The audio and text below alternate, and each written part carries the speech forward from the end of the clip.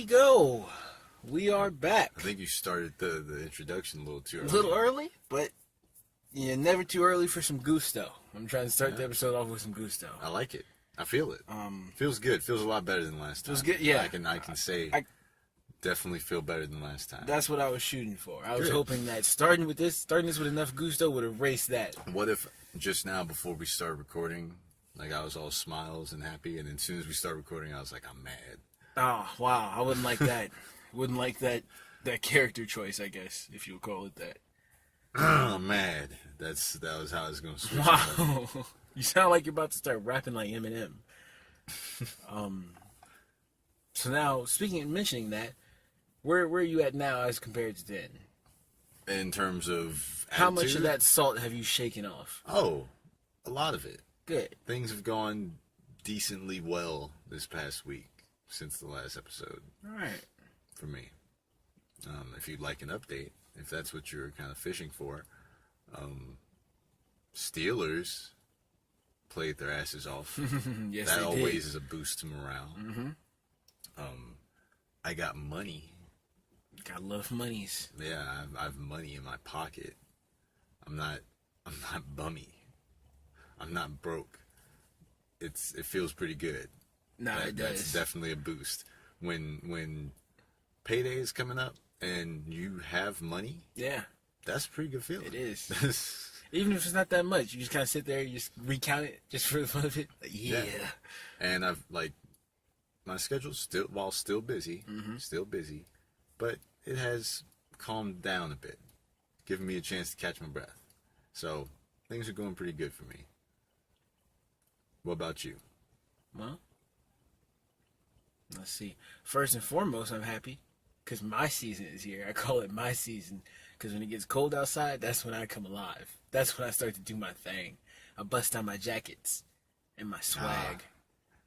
It's jacket season. And it's just cold enough. It's a little early. Early, but I'm going for it. I used to wear jackets in the summer, so this is way better than that. Weird. No one commented on as much as you would think. Look like a bomber.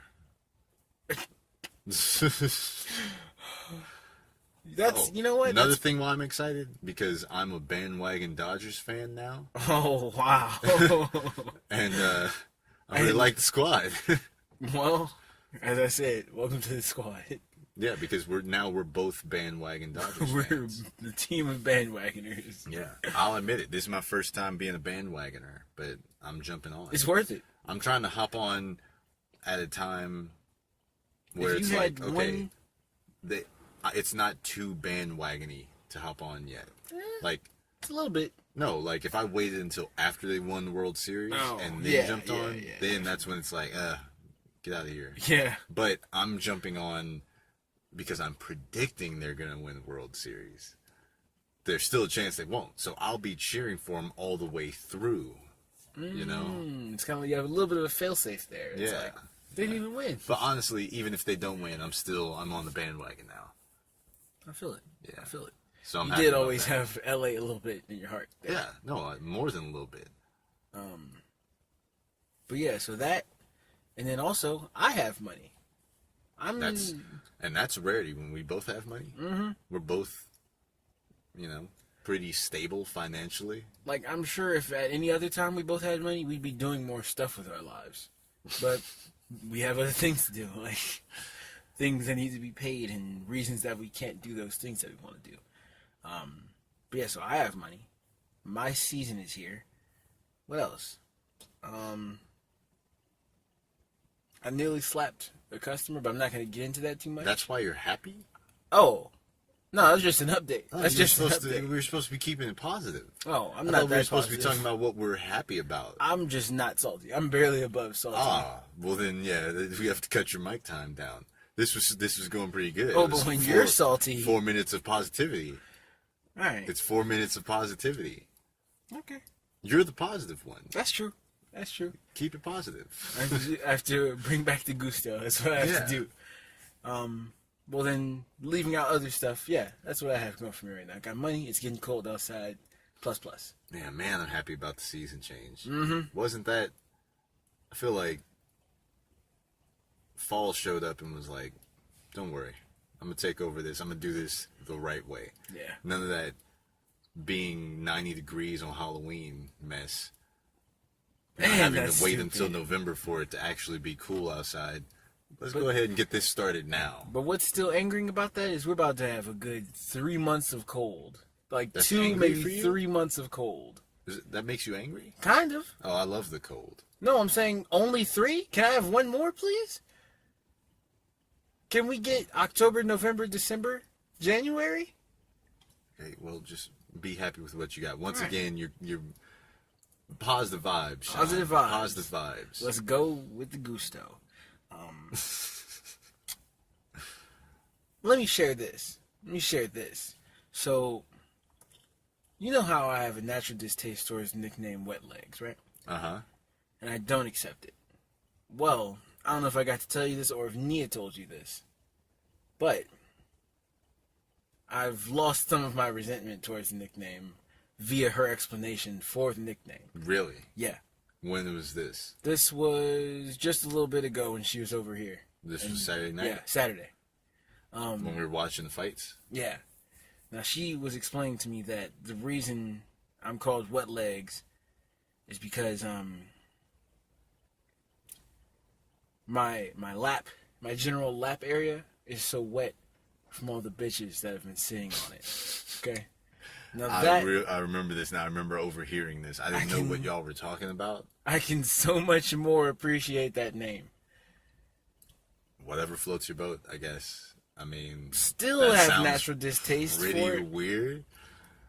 It'll have to do though, because Sounds it's better kinda than weird. it's better than people thinking I either peed on my legs No one said you peed on your legs, though. I don't know or why dropped a you bottle of even water said on my that. legs or dipped only my legs into the pool.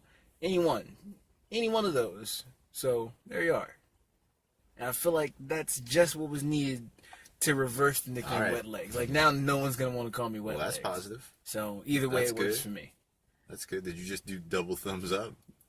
No. You did a faint double thumbs up, didn't you? See, the whole point of there not being a camera on us is Look, that people are not y'all supposed can't to see know. this, but if y'all can see this, my man just did double thumbs up. Well, let's move on. All right.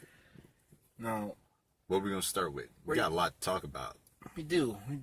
Where would you prefer to start? I would prefer to start with the fact that I just can't shake it. I'm gonna talk about it now to get it off my chest. Shawn Michaels is bald-headed. Man, at this very time, you keep talking. I'm He going to be doesn't looking have up the hair. photo of bald His Shawn hair Michaels. is gone. Oh, you want a photo? I can definitely get you a photo pretty quick because it's I got it it. isn't online. Oh, you found It's it? not online? It's hard to find. I think people are trying to hide it from existence. Well, But yeah, I'm about to find it. anyone who listens to our podcast and watches wrestling or knows wrestling, you will remember Shawn Michaels as being the Heartbreak Kid, the showstopper, and having some of the best hair in the history of the WWE. Yup. Goes with the name. And it's gone. Damn shame. And it is. That is exactly what I was about to say. It is a shame. I can't. Shawn Michaels was one of my favorite wrestlers. I don't want to see him wrestle anymore now. Okay, but doesn't he still garner that wrestling respect even without the hair? No, because he's old. I don't think he can still go. I mean, so here's the so to not just talk about the fact that he's bald. Yes, he is bald, but like I said, if you watch wrestling, then you know that what was the name of that event? Super Showdown. Super Showdown. Which, by the way, very cheesy name. I don't really care about the name, but the Melbourne, Australia card, the WWE Super Showdown card, just passed. And I'm going to try and not stick on the fact that he's bald. That's just the thing I can't shake, though. I'm But getting the feeling you're going to stick. the card itself, not bad. The match, pretty decent match, pretty good match, considering 75% of the people involved were over 50. Pretty decent match. Good storytelling, which is expected whenever you have Undertaker or Triple H involved in a match. Good storytelling. Physicality, also decent considering they're old. But I don't know if I want more of that, though. You know what I'm saying? I can understand. Like, was this a cool little novelty thing? Like, Yeah. okay, have some old guys come back and tear it up. That's cool. But do I still want to see it regularly? Do I want to see Shawn Michaels, especially bald Shawn Michaels, do I want to see him coming out regularly? I don't know. I don't think so.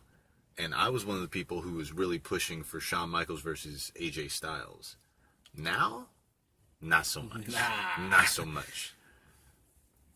But He's gonna have a match, I'm pretty sure. Yeah. Well, I think they just wrestled on Raw. I think he returned to do a tag team match with Triple H. So yeah, I think he's gonna do it again. But Now see, he's bald. Did you see the picture? I can't. Let me get the picture for you. Go ahead. Yeah, you do that for me. But I haven't seen either of this. All I know is that when I first saw Triple H without his hair, couldn't accept it. But Well, it was a different story. With Triple H, he didn't go bald right away. Yeah, he didn't. Triple H He didn't bald jump is straight to acceptable. bald. But he started out with a little bit of an afro. He started out. He ushered us in. He was building it up. He started out with John Cena's current hair. Oh my God! Now you're bringing up a whole nother. That's the other thing about my childhood that's getting stomped on. John Cena looks like he's running for mayor. Your childhood? Give me a quick moment, really quick moment. John, what are you doing? Your hair is consistency of like a 99-cent store teddy bear, bruh. Not to mention, That is so cold, but it's also you're kind of rocking. true. I don't know what this style could be called. Can I ask you a question? And it's not directly at you. It's just a rhetorical question. Okay. What kind of hair is water resistant? Ah. Because before John Cena, I didn't know that existed, but somehow his hair is waterproof. He has waterproof hair.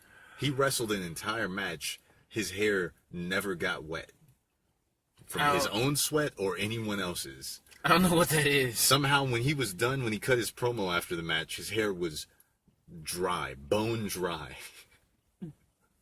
What is that Is about? he part black? What is that about? That doesn't mean anything. That's the only thing I can think of. I don't know what that is. Now you understand what I'm saying when I say it's the consistency of a dollar store. No, 99-cent store teddy bear.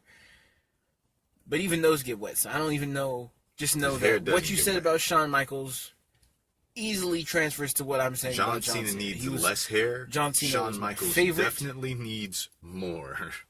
Have more hair, Shawn. What I'm saying is this decision ruins, like... Okay. First off, I didn't watch that the match. people I couldn't. listening can't see it. I really wish we were recording so we could show the pictures side by so we side. could just put it up But on look, the screen. There's Shawn Michaels before. Mm-hmm. Handsome man, great head of hair. Yep. Boy, do I not want to Here see is this. Shawn Michaels now. Ah, man. He has a headband. He wears a Bobby Lashley headband, not a Bobby Lashley one, but a he Johnny wears Bananas headband. He wears a headband, and with the back of his bald head sticking out. That's how he looks now. I've Shawn. seen like 3 homeless beggars who look exactly like don't- that. Oh my God, Shawn Michaels is a hobo now. He's become a hobo. He went from HBK to hobo. Oh man, but yeah, that's how he looks now. And looking at that, Ah. that doesn't look like one of the greatest in-ring performers. It doesn't. I can't imagine it. If I I was a can't kid, even- and this was my introduction to Shawn Michaels, you would have the hardest time ever getting me to believe that he was over. Like, you would have such a hard time trying to get him over for me. If I was a kid and this was my introduction to him, I wouldn't be able to get behind it. I'd be like, I'm sorry, I know he was probably good in your era, but this dude looks crazy. Like, I feel like I didn't think of that. But hair was 50% of the character for Shawn Michaels. Yeah, actually, he used it a lot. What happens now when he does switching music? There's no hair swinging? I don't know. Do you realize that there is a hairstyle that we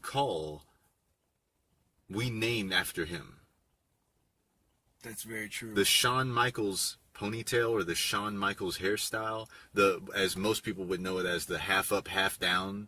Half up, half down. It's called half up, half down, but we've always called it the Shawn Michaels hairstyle. We can't call it that anymore. No one will understand what we're talking about. He's bald. We can't call any hairstyle. We can only call hairstyle. Bald-headed with a headband Shawn Michaels, and that's not. We can't even call that's Bobby Lashley. Man. So he's not even original. I don't even know that. I'm just gonna get off of that now. Did you have anything left to say about bald Shawn Michaels? Nah, especially not after seeing. All right. Well, back to the card. Pretty decent card, decent match. I don't think I'm trying to see old dudes every pay-per-view. I don't think I want to see that. Anything else noteworthy? Yes, John Cena. Yep, cool. Okay, John Cena's looking weird, and it's crazy because me and you both were like, I could go for John Cena return. Yeah. And we were given a John Cena return. Was we're like, oh, he's going to come back, and he's going to bring more hair than he had before with him. And to me, he just looked older. Like, having hair made him instantly look in his 40s.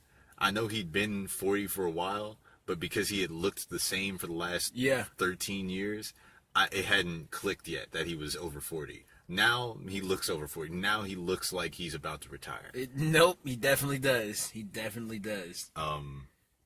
We had AJ Styles and Samoa Joe, which is a great feud. In my opinion, I'm gonna have to consider calling that the feud of the year. I think I'm gonna have to think about some other ones, look back and see the other feuds, but AJ Styles and Samoa Joe might be feud of the year for me. It is very entertaining. Pretty great. And the way I can tell it's entertaining is that I watch very scarcely, and that's the one thing that intrigues me the most. I was disappointed that Joe did not get the strap.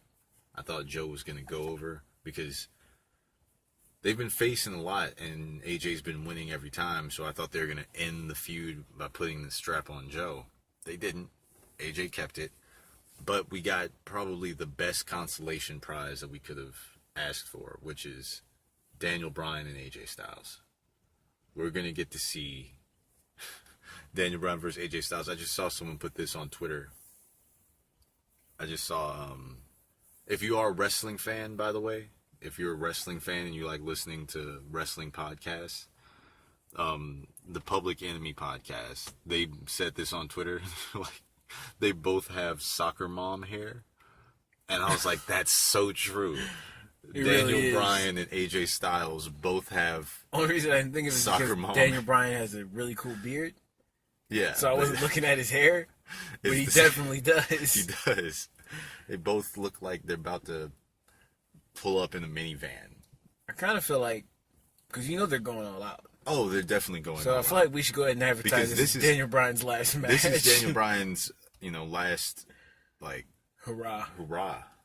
He's not, you can tell. I was wondering when he came back, is he going to play it safe to squeeze in as many years possible in his career?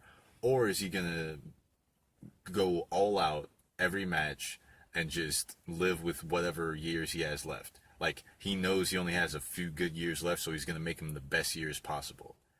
I'm happy with that.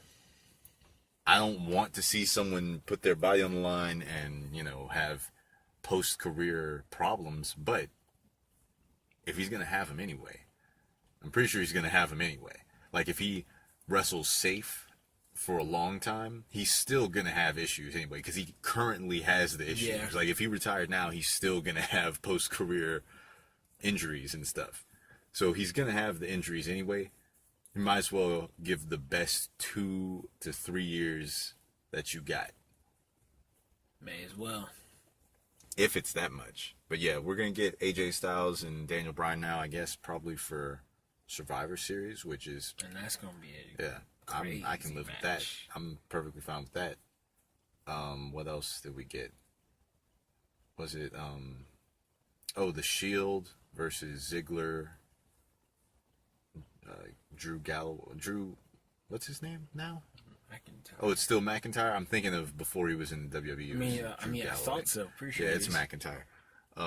Drew McIntyre and Braun Strowman.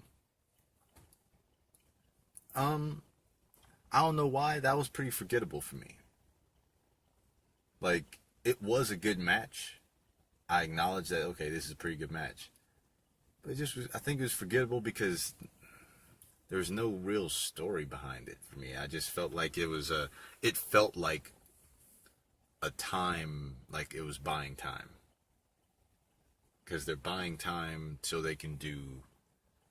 I guess at Crown Jewel they're doing Lesnar, Strowman, and Reigns. So this was kind of just buying time for Lesnar, I guess. They're doing that? I'm pretty uninterested in all of that. Yeah. Because it's like Lesnar, he looks weird because he's off the juice. He's looking a little deflated. Yeah, he's looking pretty deflated, and he also looks much older. Yep. He looks a lot older without steroids in his system. He just instantly looks old. Steroids really helped him a lot. So I'm not really excited to see skinny Brock Lesnar. Skinny Lesnar. And his involvement might be limited, which means it's just going to be Roman Reigns and Strowman mostly. Pretty much. So. Also, haven't they done this matchup before, or am I wrong? This one specifically, I don't think so. I think they've all been involved in a match before. I think it might have been a fatal four-way, though. Someone else might have been involved. I'm going to have to look into that, because I'm pretty sure they did that before. It's hard to keep track of any of these Lesnar, Roman Reigns matches. Yeah. I feel like they've done most of them at least once by now. So, but yeah, all in all, Super Showdown was decent. It was decent. Did we have any Ronda on the Super Showdown? Oh yeah, it was Ronda and the Bellas versus. Who does she go? Who did they go against? Well, I'm imagining it'd be Alexa Bliss in there somewhere, right? Was it Alexa Bliss and then Peyton Royce and what's her name? No. No, that's not. It wasn't them. I don't know. I really don't. I can't remember because that was pretty forgettable. You know, damn. unless Brie Bella is kicking Liv Morgan's head into the crowd, man, the Bellas are pretty forgettable at this point. I did hear. I didn't actually see. I didn't watch Raw afterward the next night, but apparently the Bellas turned on Ronda. So I don't know.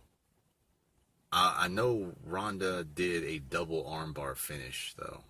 Okay. So it was pretty cool. It was a pretty cool finish. She did a double armbar finish.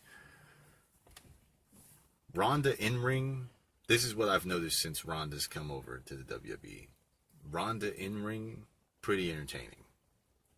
But it's really hard for me to care about her character-wise.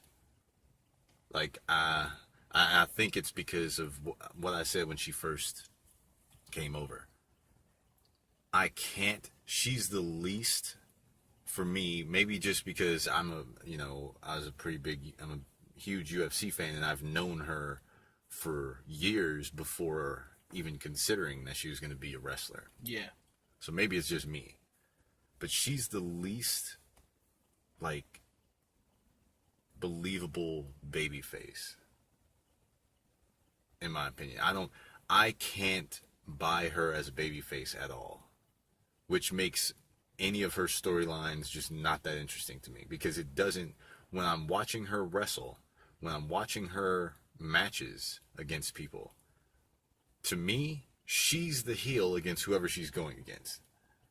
I can kind of feel that. And in the moment promos are being cut and stories are being built, and everyone's like, it's supposed to be everyone against Ronda. Like, she's the lone standing babyface. I'm like, nah, I can't really. Like, the fact that one of her best friends is Shayna Baszler completely ruins her as a babyface. How can you be friends with the biggest heel in NXT right now? Shayna Baszler, aside from Undisputed Era, is the biggest heel.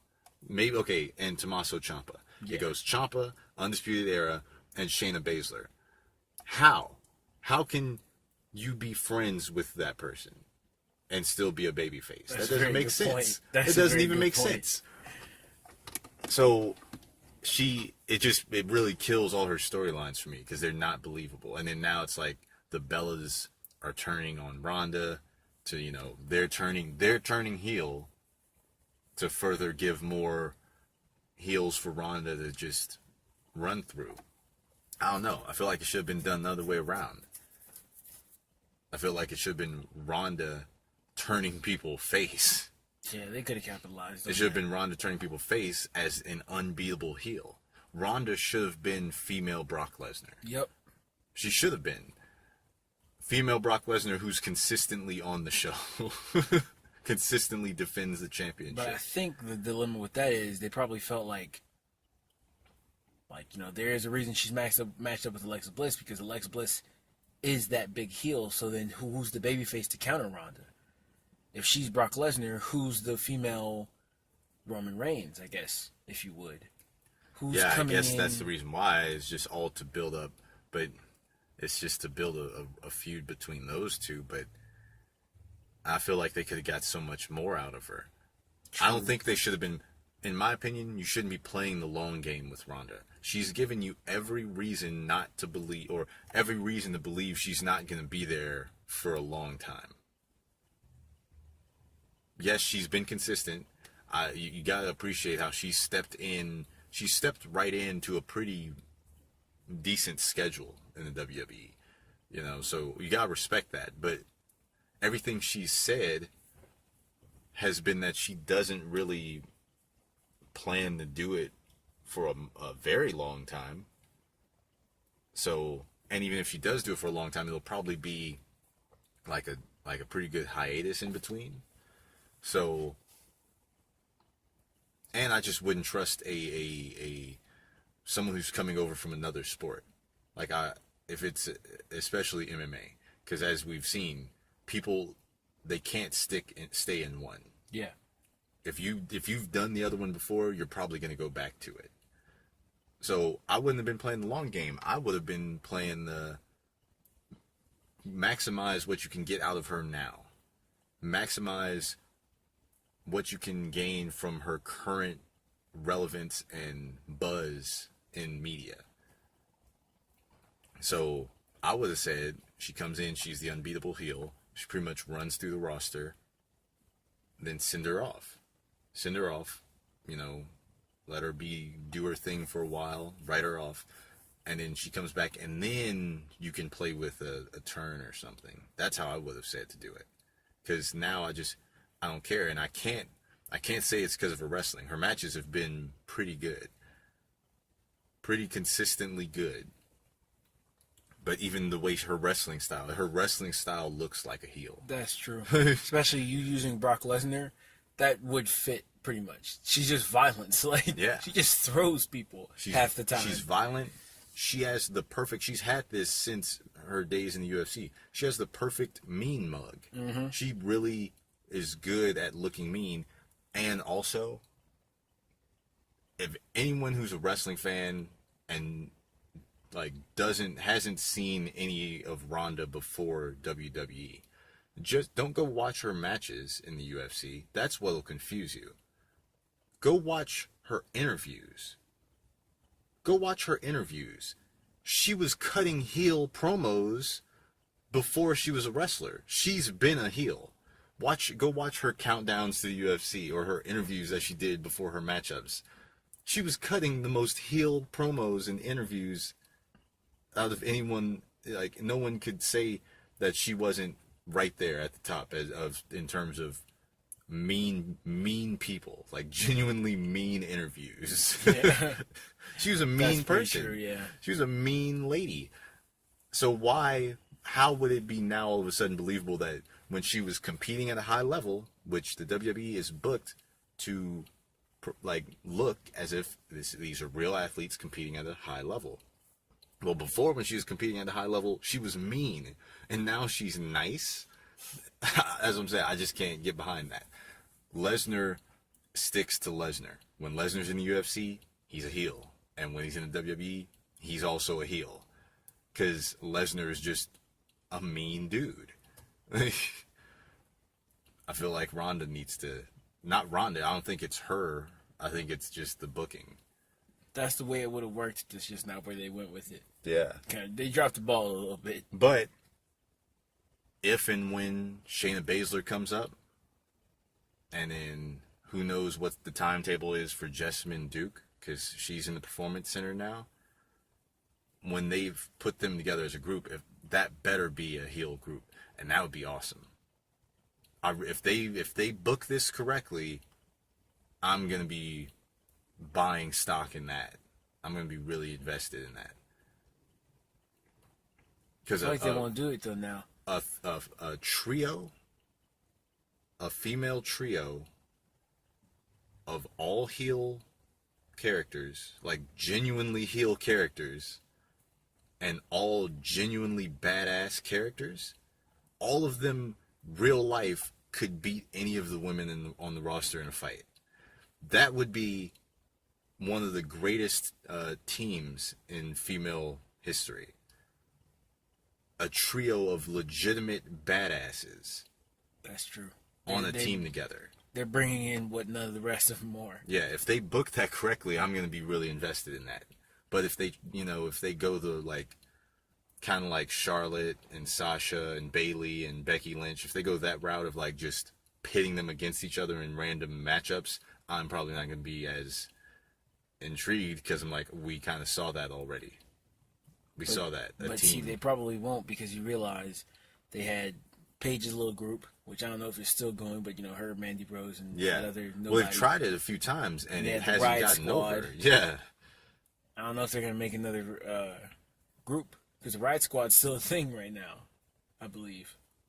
Yeah, but those characters didn't met like those characters were odd bunches. It was an MMA girl, an alternative girl, and then like a blonde girl. Like I don't really know what her thing was, but there were two groups of three girls with the same layout. Like a legitimately tough one, an alternative looking one, like a punk looking one, and then just a blonde one whose thing was just that she was blonde, I guess. I don't really know what... Like, what is Liv Morgan's thing? She's slightly different Carmella. Yeah. And then Mandy Rose was just that she's, like, a really great athlete, I guess. Well, she was kind of supposed to be the powerhouse of the group because she's so thick. I guess so. But this group they'd be all on the same page. It's all three badass characters. Sense. And jury's out on Jessamine. We all know about her. But Shayna's a great heel. Shayna is playing the character perfectly. She's great at it. I think Ronda could be better than Shayna at it. And we're just not getting to see it. But Ronda and Shayna, even if Jessamine isn't much of a talker, isn't much of a character, just Ronda and Shayna in the same team is going to be gold. True.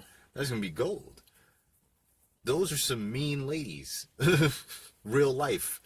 They really fight people. I don't think Shayna's going to make main roster, though. She should.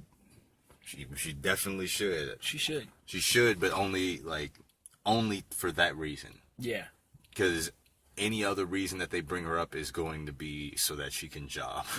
Oh, man. So she can put over Alexa Bliss. That's the only other reason that people get brought up is to put over Charlotte or Alexa Bliss. That's pretty true. But that's our wrestling. We should start doing that. We should start doing a wrestling update. Maybe not every episode, but like after the pay-per-view. Yeah, that's a good. Start doing that. It's a decent little recap thing we're doing there. You want to do the football next? Let's jump into some football. Let's do the NFL. Let's jump into some football. You mind if I want to jump into this Giants game? Now, exact score, I don't remember, but very close game. You got Eli making some pretty decent plays. He's going up against this Panthers defense, and he's making plays. Saquon Barkley giving some pretty good contributions. And Eli was able to find OBJ a couple times throughout the game, like a good amount of times. They were trying to stop him. But big story, big person he was finding more was Sterling Shepard. Sterling Shepard's out here making plays. That boy's kind of hard to cover. But in the end, it was very, very close. It was like 2-3 points, I believe. It all in the end of the game, it came down to just Giants being up, and then the Panthers got close enough. Like the Giants let them too far down the field, so in the end, they kicked the field goal for the dub. Main thing that I would say is, I didn't think Panthers were that close in skill level or in talent to the Giants to where they're barely beating them. They basically just went shot for shot. It was like, touchdown. Oh, you know what? Touchdown. Touchdown for me, too. I'll have another one as well. Didn't know that's how close they were going to keep it. And they looked pretty happy for that 3-point dub. Cam Newton was over there screaming, giving people big man hugs. And that was that. I did enjoy that game just because it felt good to see the Giants at least perform well. And then I could see the sadness, though. These Giants, they're in a little bit of pain, though. Because they thought that was a dub. They thought they had a dub. Are they... What's their record? I'm not too Are sure they on the current 1-4? record. No. I think they're 2 and... They should be like 2-2, I think. I feel like they've only won a single game. No. Maybe. But while you're looking that up, and you can report that to me, to touch on what you were saying earlier, since you already made your little comment about it. The Giants are 1-4. All right. Yeah, well, that's they're last. They're last in the NFC East. Damn, it's kind of garbage. Hey, but what are the Raiders though? Are they doing any better? No. What's their record? 1-4. Wow. You're bandwagoning the wrong teams, dude. I'm not bandwagoning. These are my teams. Anyway. True. Let's just go to these Steelers. Now, I don't know if you got to see the highlights for the game or if you just kind of know about I did. Your boy Roethlisberger, he's putting on a pretty good display. Yeah, it was a little bit of a throwback. Connor, what's his name? James Conner? Mm-hmm. Didn't know who he was. He was making his name known. I had to remember Hot Wheels. his name. Yeah. He was just like, oh, what? No Le'Veon? Let me step in. Yeah, that was a good game. I enjoyed watching Ben making plays out there. This is what I love / hate about the Steelers, is that they can have horrible games and fantastic games. They can have god-awful performances and phenomenal performances in the same season. Yeah. I that's what I love and hate. I love it because when I see them do poorly, I still have hope that they can come back.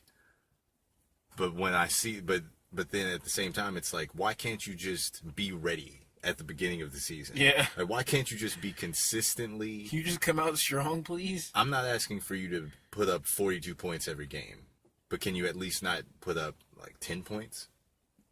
Can you just consistently put up maybe 20? God, can you just get a decent performance, please? Because it makes me mad that they can have a performance like that, but they're last in the AFC North. Tied with the Browns. Oh, man. That doesn't sound good.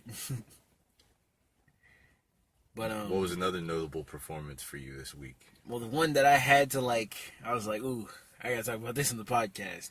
Because I used to be a really, really, really big fan of Drew Brees. And that boy was out here painting the field black and gold, passing the ball over these Redskins. Now, I don't know how the Redskins are doing, but that looked like the performance of the worst team in the NFL. Well, they're actually first in the NFC East. Wow, that's... They have the best record in the NFC East. That's not good. But he was carving them up. He pulled Razor Ramon. Yeah, he was really able to find like all his guys. Like he was passing in a way that introduced me to all his receivers. I don't remember the names. I was like, oh, okay, cool. Like now I know his name. Not to mention, and the biggest thing though was that he got his 500th career touchdown. You saw that one, right? That was big because he dropped a dime. He went deep for it. It was deep ball if I remember correctly. And another thing about this game, I believe Mark Ingram was stepping back in after an injury that he had, and he got like 1 or 2 touchdowns in this game with some athletic ass play. Like he had jets. He was gone. That boy was gone. I wish I could say something about the Redskins. That don't look good. I don't know how's your boy look? Because you also were a fan of Alex Smith, and I used to be saying, why? He got a rushing touchdown. Okay. But I feel like Here's the argument we used to have, if I'm remembering correctly. You used to call Alex Smith a top 10 quarterback in the NFL. And I used to always say, he's definitely not. How do you feel about him now? Because the way I feel about him now hasn't changed. He's still Alex Smith to me. I think I would have to say he's not a top 10 quarterback anymore. But I would give him the justice of saying he's not too far outside of the top 10, you know? I think he's one of those dudes I can include. There were definitely other people, not a lot of them, but there were definitely other people who agreed with you for a while. Like for a couple of seasons, they're like, Alex Smith might be a top 10 quarterback. And I was never fooled. What I don't understand is they kind of got bodied for that whole game. The Redskins? Yeah, they never had a lead. But he had this weird cocky smile like that he kept doing. Like certain angles when I was watching the highlights of this game, he's over here smiling like he's about to pull off the comeback of a lifetime. Didn't understand it one bit. How do you feel about his long lost brother, Aaron Rodgers? I actually didn't get to key myself in on the Packers game. The Packers lost to the Lions. Close loss? 31-23. It's not. I don't accept that. Especially after you're out here getting your leg broken. Well, that's the thing. They have the same record as the Steelers. Making comebacks. They're 2-2-1. 2-2-1. But I will say, and it wasn't from a lack of effort by Aaron. He passed for 442 yards and 3 touchdowns. Good Lord. He's playing lights out as usual, but apparently I'm thinking defensively they've always lacked. The Packers have always lacked. So here's my thing on the NFL this year. It's so weird because everyone's trash. Yeah. I was thinking to myself, every three of the team biggest things is mediocre. Yeah. And I was thinking to myself, 3 of the biggest things is like, it seems like it's about quarterbacks, turnovers, and unnecessary roughness flags. Like, that's 3 of the biggest things in the NFL right now. Yeah. There's just so many fumbles, I feel like. Yeah. Like, everyone's ball carrying is garbage. Either defenses have... It's one of 2 things. Either pass rushes are better than ever. Like, there's either more guys in the league who can get to the quarterback with good schemes and everything, or everyone's offensive line is garbage. Because I kind of feel like it's every quarterback is getting met in the pocket. Yeah. I don't see a team where the quarterback gets to make their reads properly. And I don't know what it is. Could it really be that all like offensive line play as a whole has declined that much? Or could it be that there's just that much talent on defenses now? Maybe that's why there's so many turnovers. Maybe there's just that much talent on defenses to where offenses can't compete, which is crazy because all of the rules are in place to help offenses. Yeah. And there's still just turnovers, sacks, just everything. And you can really tell because pocket passers are being forced to I gotta make a play. That's the thing. Make a couple adjustments. What I feel like we're seeing this season is like the beginning of a new era where pocket passers are going to become obsolete. Yeah. I think maybe that's the case, or maybe we just need a coach who believes in good offensive linemen. I don't really know what it is, but I feel like pocket passers are going to become obsolete. The best, I feel like there isn't a best team, there's just a least mediocre team, and in my opinion that team is the Chiefs. They're the least mediocre team. Well, I was denying you on that, but I don't think I can say too much anymore on that. They kind of domed on those Jaguars. They domed on the Jaguars. But that's why I say the least mediocre, because even in that, there's still question marks about them. Yeah. There are still question marks. So, but they're still getting dubs. The NFL this year is crazy. It's probably the most entertaining though because of it, because there aren't really dominations anymore. Every game, you feel like either team could win. That's how I feel, at least. Every game we go into, I just want to see what the schedule is looking like for this coming week. What's the TV schedule looking like? Because I was actually talking about I was talking about last week, but All right, so this is gonna be a game that you're gonna care about. Sorry to cut you off, but this is a game that you mark on your calendar every year. It's the Giants and Eagles. They're playing Thursday night. That's a game right there where it's like, man, I don't know who's gonna win that. Buccaneers Falcons. Who's gonna win that game? Ooh, you know what I'm saying? From what I saw, I think the Buccaneers are gonna win that one. Falcons weren't looking so good. They both just lost to the Steelers. So, the Chargers and the Browns. Here's the thing with Baker Mayfield. Can't count him out. I feel like he's capable of winning games. He might have, analysts might have their things about him that they don't like in the way that he plays. Yeah. But he just has an intangible where he knows how to win games. He finds ways to win. So, I can't count him out. And the Chargers have tendencies, they have moments where they look like booty. They just don't look that good. Colts and Jets. Andrew Luck, I think his career might be this might be just where he's at for the rest of his career. Yeah. Now. Just kind of. But to go back really quickly, because you said Giants, Eagles, those Eagles put on a poor performance, so these Giants might have a chance. They did not look like a Super Bowl championship team. I think they pulled together just enough. Each team kind of just looks different from week to week. One week a team is good, the next week they kind of just don't show up. Seahawks and Raiders, and I feel probably the most sure of that one that the Raiders are gonna lose. I don't know, because when we talk about bad O-lines, your boy Russell Wilson gets no breaks. I didn't know that's how he was playing. He snaps and immediately has to start running. He doesn't drop he's back. Not doing he drop snaps backs. and starts He snaps running. and sprints. That's all he does. There's no more drop backs for him. I don't even think they're trying. They might low-key hate Russell Wilson. And the Steelers have the Bengals.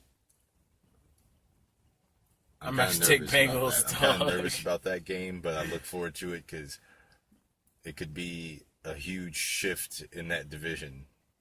It could be a huge shift. Aside from our season picks, I'd like to put a wager because I'm pretty sure the Bengals are going to win. No offense to the Steelers. I will be hyped to tune back in on those though, because this NFL is getting pretty exciting this year. Yeah, it's pretty crazy. But so that's about it for football, right? I think, yeah. I feel like that's about it. So, now to get into probably the hottest topic, the hottest topic in sports, blazing hot, is MMA. It's the UFC 229 card that just passed. We made our picks. Ooh. We should have went back and listened to see what our picks were before, but I do know that I was wrong on a lot of mine. I was Like too. almost all of them, I feel like. I was right about Tony Ferguson. Spoiler alert, in case you haven't watched these. But it was a great card, like It in was. retrospect, because we gotta take the chance to go back and acknowledge not just the ending of the night, but all the matches. Yeah, it actually was a pretty Man, good those card. were some great matches. Those were great matchups. Who was that first match on the pay-per-view? It was Michelle Watterson and Felice Herrig. That's the first one? That was the first one. It was a really good match. A really hard, back and forth between two people. Pretty Yeah, good I match. wasn't fully paying attention, but even I could tell that was a good match. Yeah, that was really good. OSP and Dominic Reyes. That was a good match. Dominic Reyes, He's gained my attention. I never saw him. I never knew of him before that fight. And man, he's clean.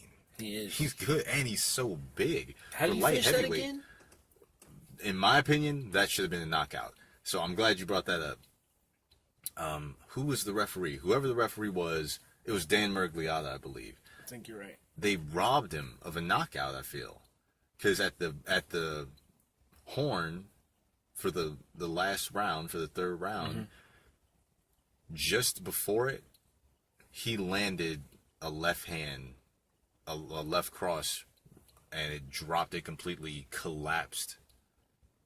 Oh, I remember It this now. collapsed him, and that looked like that should have been a knockout. Big Dan was stopping. That He was looked. gonna stop I'm him. not 100% clear on what the rules are, but I'm pretty sure part of it is at the discretion of the ref, and it's probably, this is all just kind of speculation. I don't know the rule book exactly, but the way it had gone before, matchups like Machida versus Thiago Silva, where he landed a shot and knocked him out just like right at the horn, that was called a knockout. In this case, I assumed what it was the referee's discretion to look at the guy, see if he would have been able to continue. Like, if it wasn't the end of the round, would he have been able to continue? And judge whether or not the shot landed before the horn or after the horn. That's what I thought was supposed to happen. I don't know the rules, so maybe I'm completely off on what the rules are supposed to be. But to me, it seems like that's how it should be. That you look at the guy, if it's a situation like this, it's the end of the fight, and you look at the guy and you judge, would he be able to continue? And did the shot happen before the fight ended? Yeah. And to me, when they show the replay, the shot definitely landed before the fight ended. To me, that should be a knockout. When they showed the replay, Dominic hit him with that left hand, and OSP was on his way to the ground before the horn blew. That was plenty of time, so it definitely wasn't like a dirty shot or anything. He was on his way to the ground when the horn blew. But at the same time, with like Dillashaw Garbrandt won, when he caught TJ, wasn't that at the end of the round as well? And they not stopped. the very end. I'm pretty sure it was pretty Not close very to the end, horn. because Cody had a chance to throw more punches. Like, he dropped him, and then I think he dropped him with maybe like 10 seconds left, and then he was pouncing on him, trying to put him away in those final 10 seconds. No, yeah, you're right. But let's just say for conversation's sake, he did drop him at the very end. Now, the difference there is TJ stood up under his own power immediately, and he got dropped, but he never stopped moving.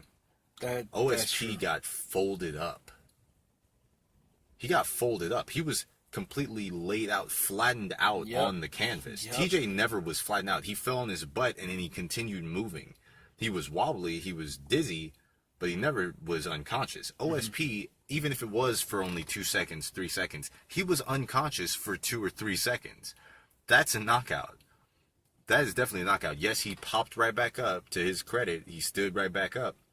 But he was unconscious for like 2 seconds. Yeah, I'd like to know those rules, because from the looks of it, seems like the rule they're going by is if he fell, but the horn blows before the ref can make a call. Before the ref can make a call on what to do, fight continues.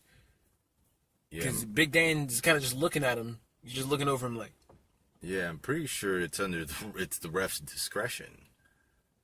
And maybe he felt that he deserved to be able to finish the fight without getting called a knockout, but it was kind of a robbery for Dominic Reyes. He kind of got robbed, because in the record books, it'll show a decision, and then also when they build up his next fight, you know, I think about it from that perspective of promoting a guy. He's much more promotable when he's coming off of knockouts, when he's getting knockouts. Mm-hmm. It's promotable to be able to say that Dominic Reyes has a knockout victory over OSP. True. Not as promotable to say he's coming off of a decision. Yeah. And, you know, people could say, oh, well, but that's like lying, because he knocked him out at the very end of the fight. He should have knocked him out in the first or second round. Well, no. He was putting on a clinic for 15 minutes. OSP is just tough as nails. Anyone else probably would have been finished in the second round, because he put on a striking clinic against OSP, against Ovince St. Preux. It was beautiful. Mm-hmm. He was so much just better than him. So, and he does a really good job of giving you a lot of pressure, too. Ovince St. Preux is a tough as nails dude. He didn't even get finished by John Jones. And if I remember correctly, like, John broke his... OSP had a broken arm sometime in the fight. I think when John slammed him, like, he landed on his arm awkwardly, and he broke his arm. Weird landing. And then he also, like, I think he hurt his ribs or something. He picked OSP apart. He ruined one of his legs, too. OSP didn't go anywhere. He's just a tough as nails dude. So the fact that even if it was at the very end of 3 rounds, he got him out in 3 rounds. John didn't get him out in 5. That's a pretty impressive performance in my book. But yeah, we had that, which was a great fight. Followed that up with Derek Lewis and Alexander Volkov. Couldn't have wrote that. That was like straight out of a Rocky movie. Yeah. It was literally like a photo finish. A photo finish. Derek Lewis getting picked apart the way I predicted he would get picked apart. You were right about by Alexander Volkov, just not being up to par striking wise, and making the mistake of letting Volkov go first. You can't let a guy with that much like experience and reach on you continue to go first. Yeah. And he kept letting him go first and go first. And Volkov even almost had him out of there a few times. Remember that? Yeah. He hit him with some kicks to the body. And then Derek kept complaining about his eyes. Remember, something was wrong with his eyes? Yeah. He kept on wincing and rubbing his eyes. He almost got finished like twice. And then with 10 seconds left, 15 seconds left, it's like he landed one big right hand. And he's like, ooh, that one was dangerous. That was a big one.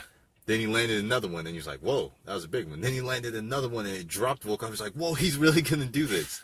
He's really going to finish this fight. Because we always see guys where we're like, all right, they're down 2 rounds, they're down 3 rounds, they need a finish to win the fight. And then we see guys who they need that finish, and then 20 seconds are left, and we're like, why aren't they going for it? Why aren't they going for it? Don't they know they need a finish? And most times, the fight just ends, and the guy loses. But Derek, to his credit, he was getting beat up for 15 minutes, and he never stopped searching for that knockout. He has fighting spirit, because he was down 3 rounds. He was definitely losing a decision. It was definitely going to be a 30-27 unanimous decision. And he just kept searching for it, and eventually Volkov got lazy on defense. Yeah. He got lazy on defense. He had his chin high up in the air when he got hit. Lewis found his chin. He found it, and he found it multiple times. It wasn't like one shot, like he got lucky. He kept going. He kept catching him.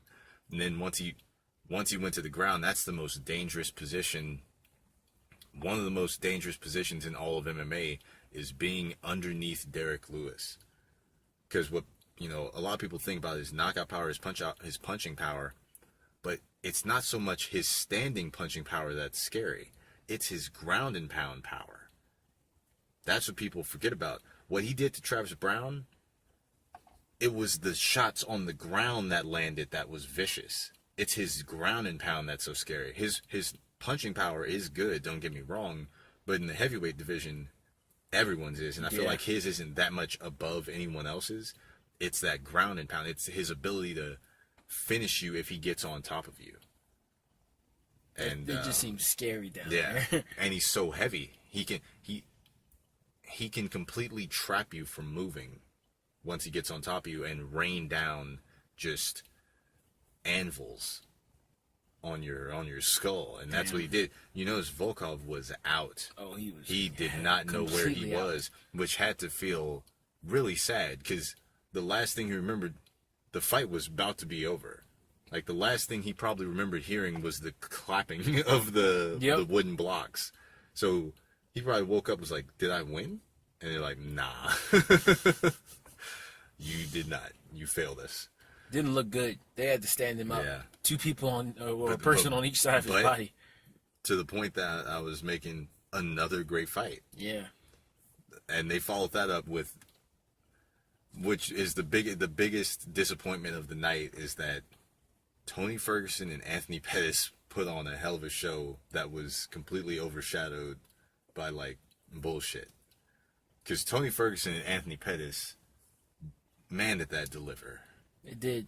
Man, that delivered on so many levels, because the stories coming in of, like, is Pettis back? Does he have that Showtime quality back? And then, is Tony Ferguson's knee healthy? Like, should he really be fighting this soon after having a really bad knee injury? And then, aside from that, all the stylistic matchups, like, okay, Tony has his pressure and his unorthodox striking skills, but Anthony has this very flashy, hard to deal with sometimes striking style. They both have such high jiu-jitsu level. Who's going to win out? And then they just came out and they performed. And, I talk a lot of shit about Anthony Pettis, but after thinking about it, I take back some of what I said about him, like, quitting. Yes, he did quit, but this was a smart decision, I think. I think this was a smart decision, because whether his hand was broke or it was just hurt, against Tony Ferguson, he probably should just quit, because he's not going to stop trying to kill you. For however many rounds you have left in there with him, he's going to be that. And we saw that from the opening horn, from the opening bell. Tony Ferguson never stopped almost fully sprinting at Anthony Pettis for that whole fight. It was 10 minutes. Yeah. They fought 2 full rounds. Tony never stopped, never once stopped chasing Anthony Pettis. He stayed on him. He was stuck to him, literally in his face the whole time. Everywhere they went, he just stayed in front of him the whole time. Ate a big shot from Anthony, which apparently that's the one that broke his hand. It's the big shot that almost put Tony away is what broke his hand. Well, I can kind of believe that, because his big old head. Yeah, I can believe it. So now that kind of makes me believe that his hand might have been hurt. It might have been hurt. It might not have been broken, or it could have been actually broken, which we've seen a lot of guys fight with broken hands finish the fight, but I think it probably was a smart decision considering where that fight was going. Probably was smart. Because I'm pretty sure he was losing that on the scorecards. Yeah, and I think he might have gotten finished. I think he might have gotten finished if he went out for a third round and he couldn't use his right hand. He might have gotten finished, but What a great fight. It was great because adversity had to be overcome on both sides. Like, it wasn't just straight up Tony dominated the battle. Tony got dropped and nearly finished. Yep. Once again, nearly finished. But then he just recovers and goes right back to work. Right back to work. And when that was really one of the turning points, was that when he got hurt, around the same time that he got hurt, he cut open Anthony. Yeah. That's what really was telling. Which really saved him. In my opinion, that was such a clutch move that saved his bacon, because the time that it took for them to check that cut gave him time to recover. It was pretty great, because he cut him open, and then it gave him the chance to recover while they're trying to clean up Anthony's head. Then he cut him on the other side of his head. He had matching cuts on both sides of his head. That was disgusting. That was nasty. Yeah, Tony just showed. And the thing is, I don't believe his knee was healthy enough for that. I think he just, in spite of a bad knee, dominated the pressure. Because he did have a thing that I heard, like, I think Joe was commenting on. Weird. Yeah, he had a weird, he wasn't moving the same. He was moving, he was walking, he was stepping on that left knee like it was uncomfortable. Maybe it wasn't uncomfortable, maybe it was just the mental aspect of being nervous. Yeah. Like, maybe it was just the mental aspect, like, is my knee strong enough? But in that case, even so, he overcame it. Yeah. He just kept moving, marching forward, taking shots, giving shots. Beautiful fight. Biggest disappointment. No one's talking about that. No one's talking about that as a fantastic performance against a champion, a former champion of 2 promotions. It's a great performance. Tony Ferguson, he's the man. Did it again. But then we closed the night. Now, I know that this was, for you, this was a pretty intense moment, because you're very big fans of both guys. Me too. I'm more removed from being fans of fighters, and I'm more so a fan of fights. You know? Yeah. So for me, it's easier to watch a matchup like this, because I'm a fan of the matchup itself, of the fight. Yeah. But you are a really big fan of both Khabib and Conor. Like, I can talk about it calmly now, but that was hard to watch. I almost wasn't even going to be in the room for the start of it. I just wasn't going to be there. I forced you to. Yep. It's too much stress. Felt like I had 2 sons, an Irish son and a Russian son, and they were about to go in there and fight. Very stressful. Why are both your sons so drastically different stylistically and personality wise? They also hate each other. Why did you raise them so differently? It was a social experiment. But yeah, man, that was very stressful. And then the events that carried on. Well, before you go to those events, because I feel like everyone's talking about those events. What I want to talk about is the fight, because everyone is forgetting. That's the events that I meant. Everyone's forgetting about the fight itself, the story of Pretty that fight. much. It's kind of getting just brushed over, like, okay, but did you see that brawl? Yeah. But so, as a fan of fights, that's what I want to hear. I wasn't even talking about the brawl. I just meant the fact of, because for me, the fight was such a, like, I'm on the edge of my seat the whole time, and everything that happened seemed like, as it was going, was surprising to me. First of all, we both agreed, Conor seemed a little different in his movement, in his lightness, in his quickness. Yeah. And that surprised me, because I was like, ooh, he's planning something, he's doing something. Because that's just what I'm thinking. He's moving differently, he must be planning something. He has to have a reason that he's doing this. And then I see Khabib, he's coming out with his normal game plan. He looks completely unfazed by anything that Conor's offering him. Because even though Conor looks slower, he's still in his face. He's still being where he's going to be, which is practically right in front of you, yet somehow so far away. Didn't bother Khabib. But then also, we see Khabib shoot on Conor, and Conor's like, oh yeah, about that. Nah. At least not right now. The first 30 seconds of that fight was a really impressive answer to a question that we all were asking. And it was, where is Conor's wrestling? And the answer was pretty good. Yeah. At least defensively. Pretty good. Because he did... I knew watching it, I was like, that is some great takedown defense. Yeah. That's some beautiful takedown clean. defense. Even better than what I thought he was probably capable of, because I thought he had good takedown defense. I didn't think it was that good.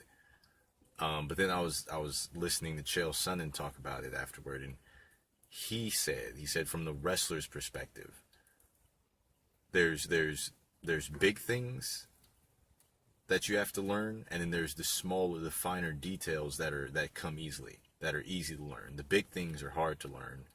Those are the most important. But then there's the finer details that you can pick up overnight. Yeah. And he was like, Conor did all of the big things correct. Which was noticeable. It was noticeable that he did all the big things correct. Because that first 30 seconds was pretty beautiful. That first 30 seconds had me scared because I was like, I might be about to see one of my sons get outclassed and pieced up. I thought he was about to shut him down completely. Like, oh yeah, that part of your game that you thought you were going to do, don't bring that around here. That ain't for me. It ain't for everybody. Then the fight goes on a little bit, and you realize Khabib is gonna have his way a little bit. He's gonna do. But that first round though, it was like he finally did. So he finally did get the fight to the ground how he wanted it. But then he couldn't show the same level of control that he had shown before. He kept trying to wrap up. Because Khabib's so great and magical at controlling other people's legs with his. Mm-hmm. Using just his legs to control theirs. He's so great at that. Alright guys, apologize. Has a couple technical difficulties. Yeah, we gotta take care of these technical difficulties. I'm getting real tired of these technical difficulties. Is it? Alright, yeah, we definitely do. Because I feel like I'm sensing the salt coming back. Yeah. So this was going pretty smoothly. This is a last time thing. No more technical difficulties. All right. As I was saying though,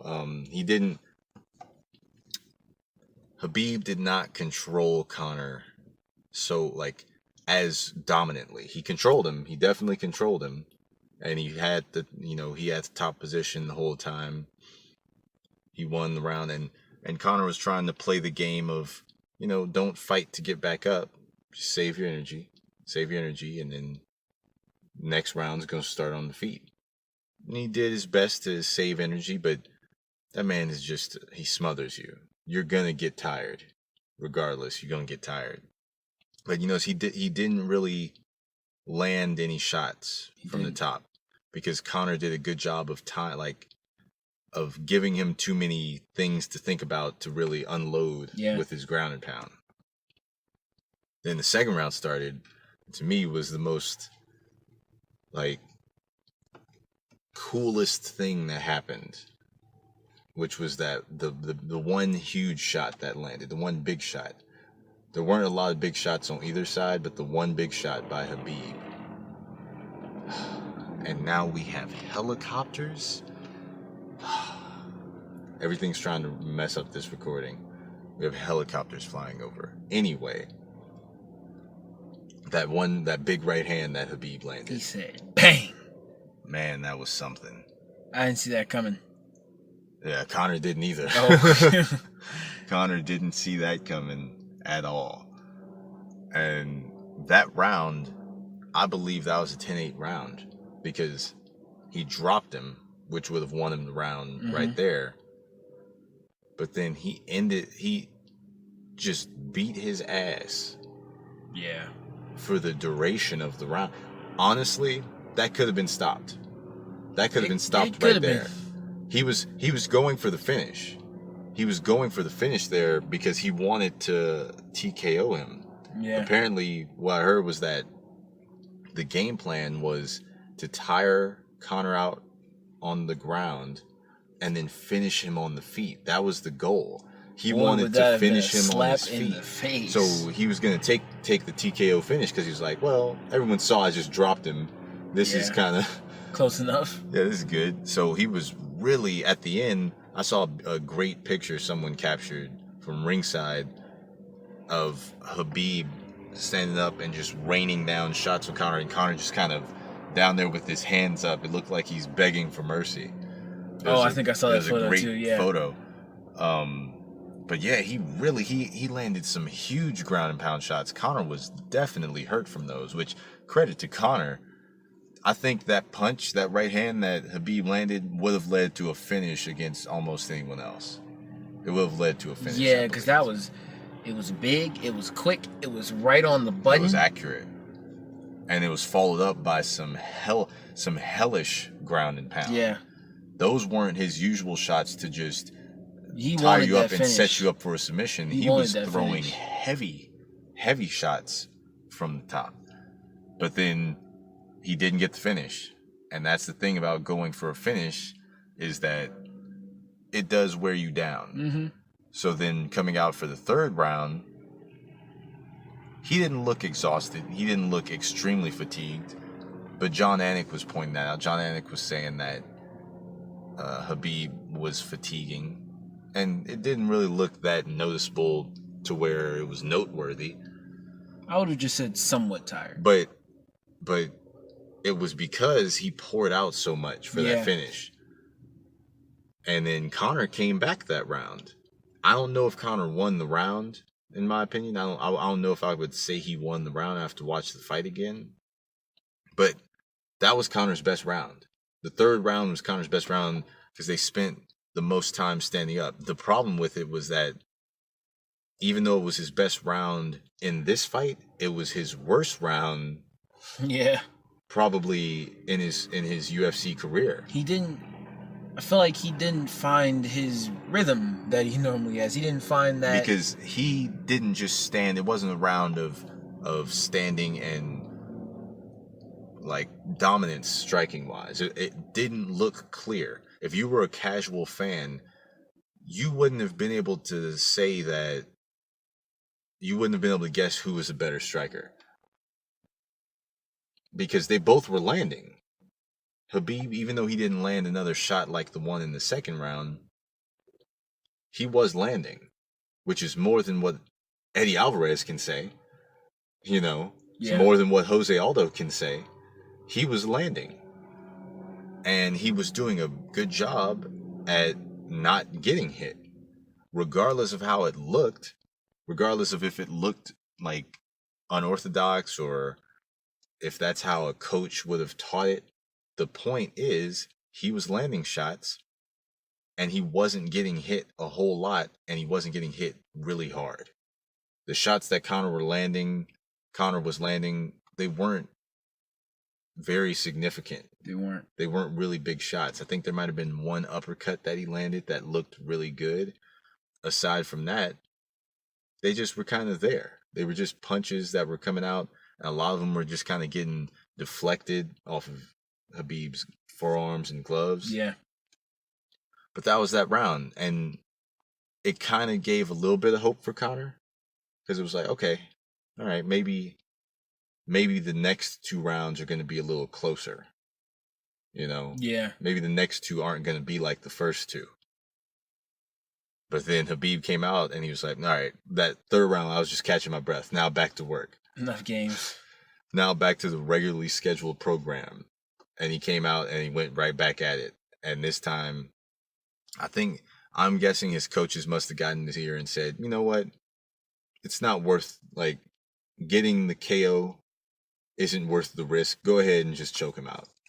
That's to me what it seemed like, because Habib did look like he wanted to strike with Conor, but I think they probably made a deal like, if you haven't finished him by the third round, just go ahead and do your regular game plan, or as they call it, his father's game plan. Yeah. And he went out, and it was just, he took his back beautifully. It was an incredible back take. I can't even begin to think of how to explain it. It was too good. And he took his back, and the choke came shortly after. And it was a great performance. That was a great performance. Like, it's hard to point out the mistakes he made, because He really it didn't. was just a really good performance. He really didn't make any mistakes. The only mistake that I could say maybe that he made was standing with him, like being so willing to stand with him in the third round. But that's a stretch. That's a You could stretch. barely call that a mistake. Barely called a mistake because he got the one knockdown in the fight. So, and the one significant shot he ate, which was like a really big uppercut that threw his head backwards, didn't end up mattering that much. So that's the one mistake we can really say he made. Everything else was flawless. He stayed composed, except for like in between rounds. There were moments in between rounds where we saw him like about to explode. Yep. And then obviously after the fight. But he's in fight time, during the fight, he was composed. He was composed and he was disciplined. And most of all, he did not give a damn about anything Conor was potentially bringing to the table. He did not fear Conor's striking at all. And see, I thought that might be a factor, because you remember I mentioned his confidence in himself, his like the way he looks at Conor, of not taking him so seriously, of not being scared of him. I knew that'd play a part. I didn't know it'd be like that, because you could just see in his eyes and his movement, he wasn't scared. There's no fear of Conor McGregor in his head. It was just like, all right, I'll make the moves I gotta make. Just gotta do what I gotta do. Keep moving. Take him down. Beat him down there. It was just a good performance.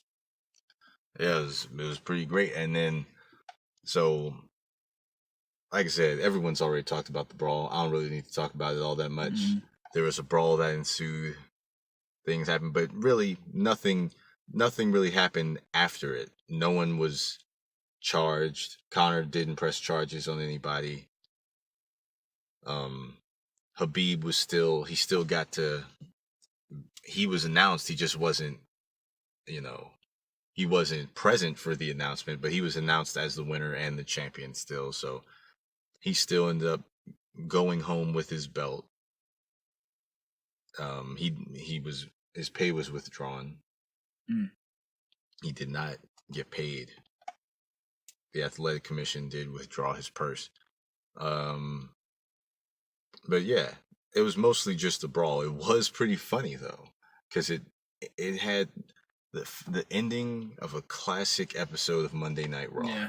It was just people like rushing the ring, a brawl breaking out. You can't even see who's fighting who. It just, man, if they just would have had JR.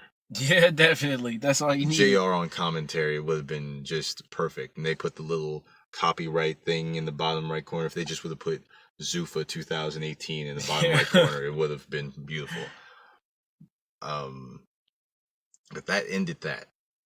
And then I was excited to look forward to 230, to UFC 230. Because I've been looking forward to Nate Diaz and Dustin Poirier for a while. But then there's news I just found out today. Maybe it happened yesterday, but I just found out about it today. I don't know if you've heard about it. I haven't. I'm pretty sure. So, Dustin Poirier has an undisclosed injury and is out of UFC 230. And that hurts. It hurts in my chest. Because I was really looking forward to that fight. Me too. Really wanted to see that one. There's also more news regarding UFC 230. The real main event has been announced. Okay. And it's going to be Daniel Cormier defending one of his championships, his heavyweight championship. Did you hear about this? No, I didn't. Against Derek Lewis. Daniel Cormier, Derek Lewis, Madison Square Garden. Derek Lewis is taking it short notice. He, now in his interview, which was a great interview, great post-fight interview, he said, I'm not thinking about fighting anybody right now. I need to go do some cardio. Yeah.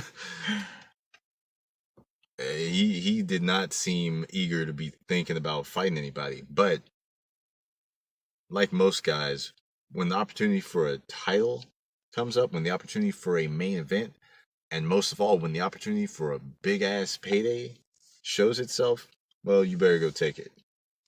You better take it. Yeah, I mean... So he's getting a chance to fight Daniel Cormier in Madison Square Garden. It makes sense. It makes sense that he would take that. But that's our new main event. It's going to be them in the main event. Valentina and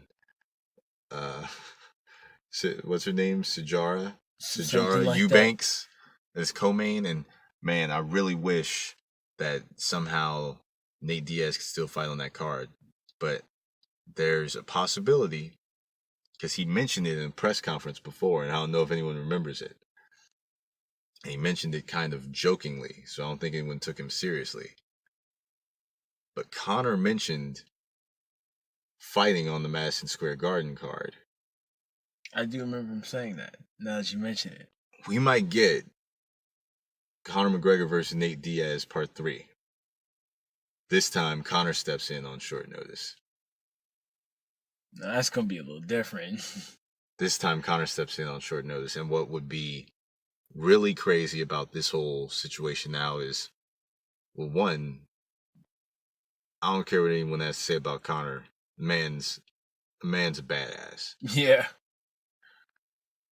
He's just a badass. You're gonna fight a killer, get beaten up by him, and then fight another killer a month later.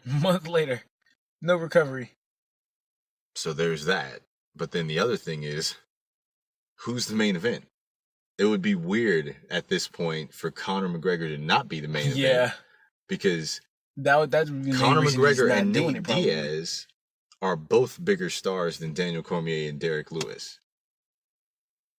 So if you wanted to sell pay-per-views, you would definitely put their name in the big letters. Yep.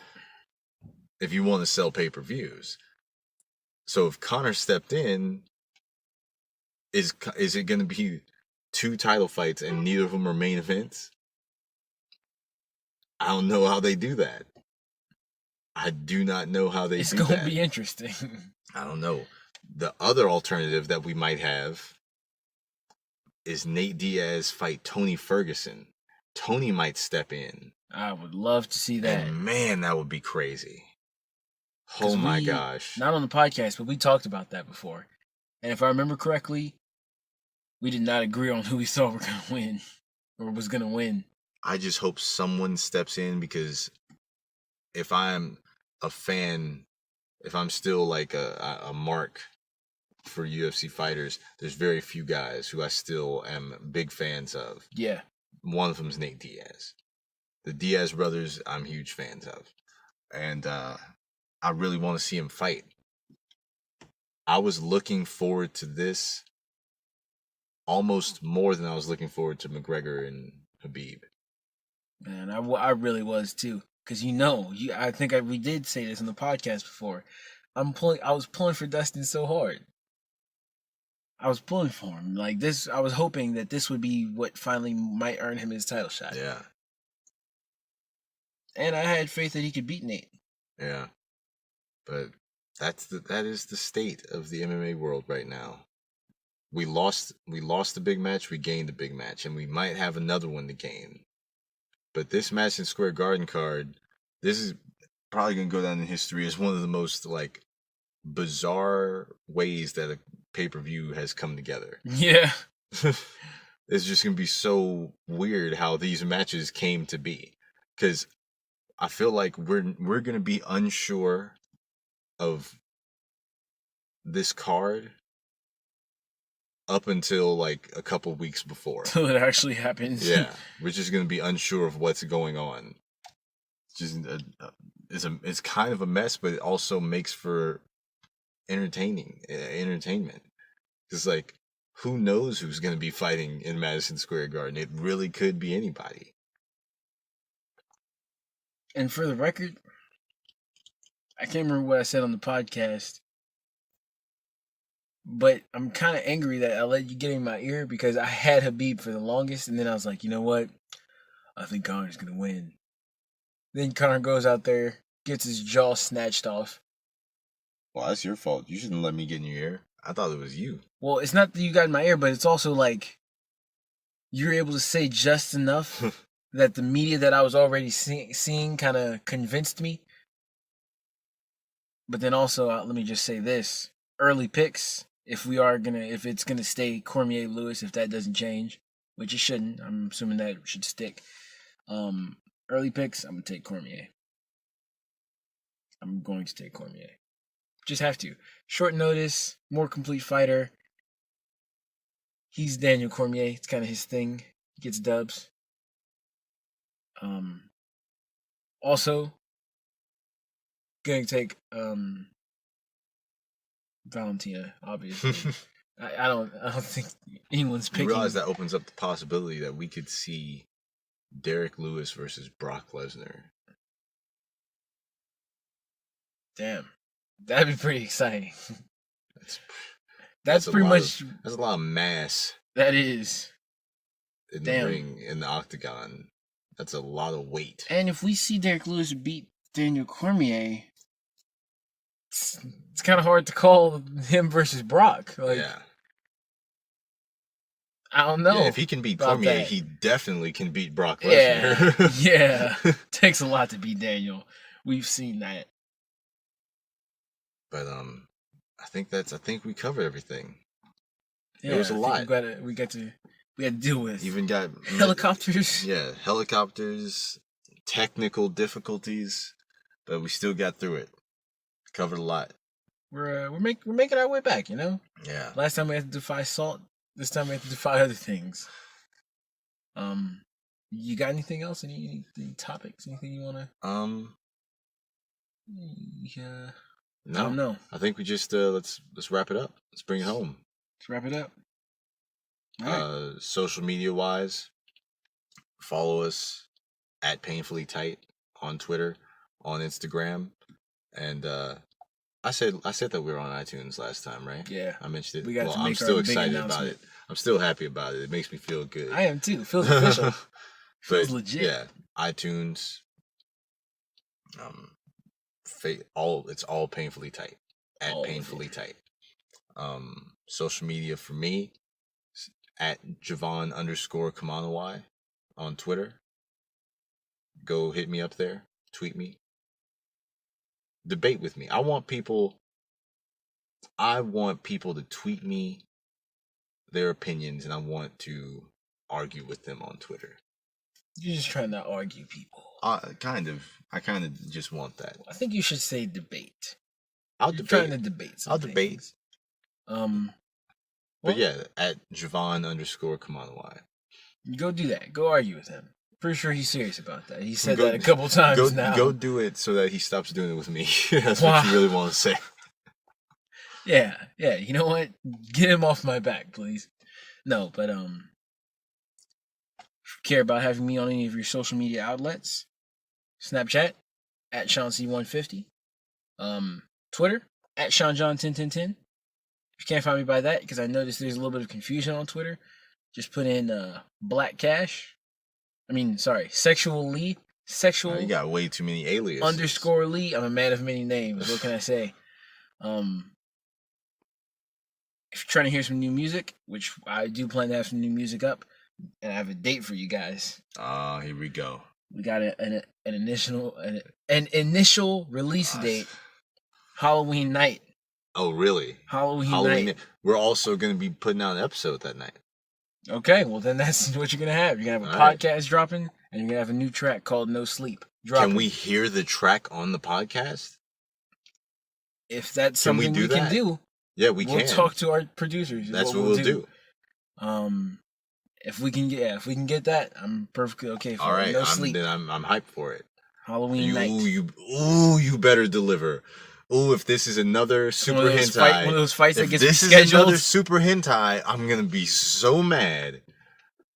You better deliver. I'm serious. You announced it. I'm excited for this now. Halloween night.